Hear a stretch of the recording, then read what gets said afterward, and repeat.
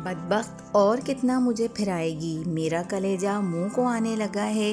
مومنہ کی ساس نے رک کر لمبے لمبے سانس لیتے ہوئے کہا، کہاں گئی وہ تیری دکان؟ جی بس ذرا آگے ہے، سہمی ہوئی مومنہ نے جواب دیا۔ ذرا آگے کہتے کہتے تو مجھے میلوں چلا چکی۔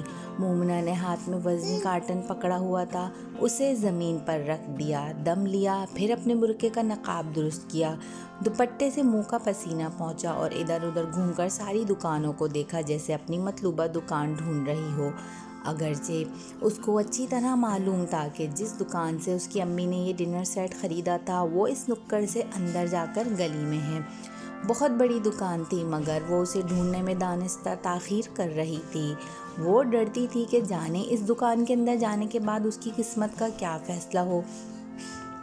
2 مہینے پہلے مومنہ کی شادی ہوئی تھی۔ اس کا باپ ایک کالج میں پروفیسر تھا، 6 بہن بھائی تھے، مومنہ سب سے بڑی تھی۔ ماں نے اپنی حیثیت کے مطابق جہیز میں ضرورت کی ہر چیز دی تھی۔ جب شادی طے ہو چکی تو مومنہ کی ساس نے مختلف طریقے سے پیغام بھیجنے شروع کیے اور اپنے مطالبات کو زبان دینا شروع کر دی۔ بیٹے کے لیے امپورٹڈ گرم سوٹ اور رولکس گھڑی، پھر imported T V, imported refrigerator مانگا۔ یہ تو اس نے خود سے صاف صاف کہہ دیا تھا کہ کراکری اور ڈنر سیٹ بھی امپورٹڈ ہونا چاہیے۔ مومنہ کی ساس نچلے متوسط طبقے سے تعلق رکھتی تھی۔ اس کا بیٹا CSS کر کے اچھی ملازمت میں آ گیا تھا، لہٰذا اب وہ اپنا معیار زندگی اور اونچا کرنا چاہتی تھی۔ اس کا یہی ایک اکلوتا بیٹا تھا۔ مومنہ کے والد اب ریٹائر ہونے والے تھے، پھر بھی اس کی سلیقہ شعار ماں نے کوشش کی کہ بیٹی کی ساس کی ہر فرمائش پوری کرتی چلی جائے۔ اتفاق سے جب وہ ڈنر سیٹ خریدنے آئی تو اس کے پاس امپورٹڈ ڈنر سیٹ خریدنے کے پیسے نہیں بچے۔ امپورٹڈ ڈنر سیٹ 1 لاکھ سے شروع ہو کر 5 لاکھ تک جاتے تھے۔ دکان پوچھتی ہوئی وہ اس گلی والی دکان پہ پہنچ گئی۔ باہر لکھا تھا جاپانی کراکری اسٹور۔ اندر گئی تو امپورٹڈ جاپانی اور چینی برتنوں کے علاوہ پاکستانی ڈنر سیٹ بھی پڑے ہوئے تھے جن کی قیمتیں مناسب تھیں۔ برتن دکھانے کے بعد اس کو سوچ میں مگن دیکھ کر دکاندار نے پوچھا، آپ کا مسئلہ کیا ہے؟ حیران ہو کر اس نے دکاندار کی طرف دیکھا۔ 50 اور 60 کے درمیان کی عمر تھی اور کاروباری انداز سے وہ ایک ایک چیز دکھا رہا تھا۔ مومنہ بھی ماں کے ساتھ تھی۔ ماں کو خاموش دیکھ کر وہ بولی، امپورٹڈ ڈنر سیٹ تو بہت مہنگے ہیں، ہم نہیں خرید سکتے۔ کیا آپ ہمیں کوئی ایسا پاکستانی ڈنر سیٹ دکھا سکتے ہیں جو دیکھنے میں بالکل امپورٹڈ لگتا ہو؟ دکاندار مسکرایا، بی بی آپ نے پہلے کیوں نہیں بتایا؟ ہم تو روزانہ یہی کام کرتے ہیں، اس نے کہا۔ اس نے ایک بند الماری کھول دی اور بولا، آئیں بہن جی دیکھ لیں۔ اس الماری میں 3-4 پاکستانی ڈنر سیٹ رکھے ہوئے تھے۔ وہ ان جاپانی سیٹوں کی ہو بہو نقل تھے جو 50 سے 1 لاکھ روپے مالیت کے تھے اور انہوں نے باہر شو کیس میں دیکھے تھے۔ مومنہ نے جلدی سے پلیٹ ہاتھ میں لے کر اس کو الٹ پلٹ کر دیکھا، پیچھے کچھ بھی نہیں لکھا ہوا تھا۔ دکاندار تحمل سے بولا، لوگ فرمائش کرتے ہیں کہ پاکستانی ڈنر سیٹ کے پیچھے میڈ ان پاکستان نہ لکھوایا جائے، لیکن معیار میں یہ بالکل جاپانی سیٹ کے برابر ہیں، بے شک آپ ساتھ ساتھ رکھ کر دیکھ لیں۔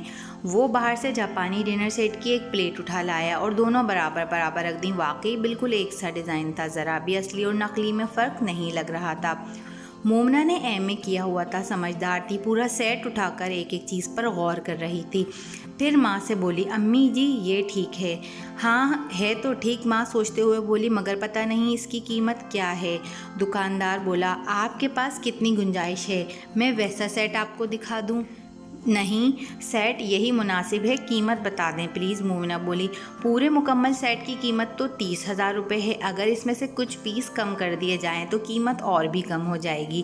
30,000؟ اس کی ماں حیرت سے بولی، آپ فیصلہ کریں، میں کچھ اور کم کر دوں گا۔ آپ تو دیکھ چکی ہیں جاپانی سیٹ 1 لاکھ روپے تک کا تھا، اگر ہم کچھ پیسز کم کرائے بغیر لیں تو آپ کتنی رعایت دیں گے؟ مومنہ بولی، میں آپ کو 28,000 میں دے دوں گا۔ دکاندار نے جواب دیا، ٹھیک ہے، ہم گھر جا کر فیصلہ کر لیتے ہیں۔ مومنہ کی امی نے کہا، نہیں بہن، ابھی فیصلہ کریں، چیزیں پڑی نہیں رہتی، بک جاتی ہیں۔ یہ تو بالکل امپورٹڈ لگتا ہے اور اب یہ آخری سیٹ رہ گیا ہے، اس کی بہت مانگ ہے، آپ لے جائیں پیسے کل دے جانا۔ چنانچہ تھوڑی سی بحث کے بعد انہوں نے یہ سیٹ خرید لیا اور گھر آ گئے۔ پچھلے ماہ مومنہ کی ساس نے کچھ مہمانوں کو مدعو کیا اور مومنہ سے کہا کہ وہ اپنی شادی کا ڈنر سیٹ نکال لائے۔ سیٹ کے ہر برتن کو اس نے الٹ پلٹ کر دیکھا اور گھور کے پوچھا، کیا یہ امپورٹڈ ہے؟ مومنہ نے ہولے سے کہا، جی ہاں۔ وہ چمک کر بولی، اس پر تو کچھ لکھا ہوا نہیں۔ مومنہ نے ہلکی آواز میں کہا، دکاندار نے تو ہم سے یہی کہا تھا کہ جاپانی سیٹ ہے اور ہم نے خرید لیا، اور تم نے الٹ کر دیکھا ہی نہیں۔ جی نہیں، اتنی بے وقوف ہے تمہاری ماں اور تم۔ مومنہ چپ کر گئی۔ مومنہ کی ساس نے کہا، اس کو اسی طرح واپس پیک کر دو اور کل مجھے اس دکاندار کے پاس لے جانا، میں خود جا کے پوچھوں گی کہ یہ کہاں کا بنا ہوا ہے۔ مومنہ نے سیٹ پھر اسی طرح پیک کر دیا، لیکن شوہر کو یہ بات نہ بتا سکی کیونکہ وہ اپنے دفتری کام سے شہر سے باہر گیا ہوا تھا۔ اس نے ہفتے بعد آنا تھا۔ مومنہ کی ساس اس کے جہیز کی ہر چیز میں کیڑے نکال چکی تھی، حتیٰ کہ اسے سونے کے وہ کنگن بھی پسند نہیں آئے جو اس کی ماں نے اسے دیے تھے۔ وہ سنار کے پاس جا کر ان کی قیمت بھی لگوا آئی اور کئی بار مومنہ کو سنا چکی تھی۔ مومنہ کی 3 چھوٹی بہنیں گھر بیٹھی ہوئی تھیں، اس لیے وہ ایسی جلی کٹی سن کر ہمیشہ خاموش رہتی۔ آج اس کی ساس نے رکشا منگوا کر اسے ڈنر سیٹ لے کر بازار چلنے کو کہا تو وہ انکار یا احتجاج نہ کر سکی، ساتھ چل پڑی۔ گو کہ اس نے دکان ڈھونڈنے میں کافی دیر لگائی، تاہم اسے دکان ڈھونڈنا ہی پڑی۔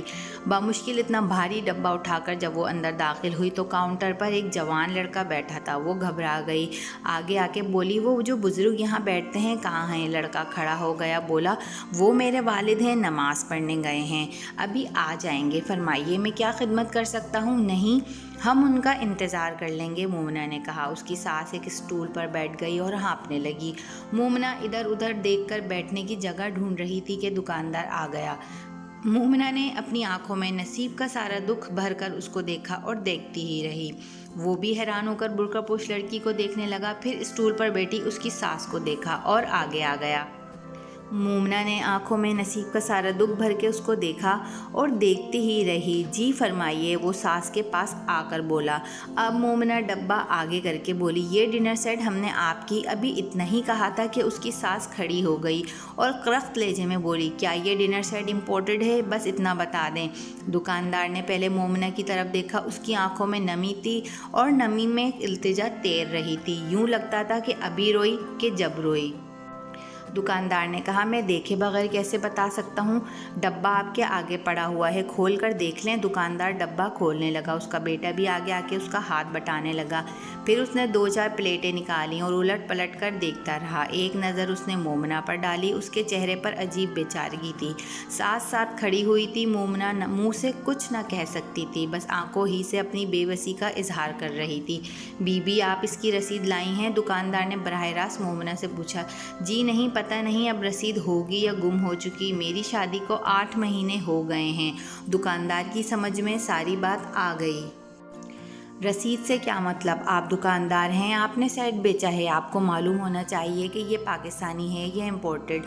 ساس تلخ لہجے میں بولی۔ جی وہ آرام سے بولا، میرا خیال تھا یہ شاید واپس لوٹانے لائی ہیں۔ ٹھیک ہے، پہلے بتا دو کیا یہ جاپانی سیٹ ہے؟ دکاندار ذرا سا مسکرایا۔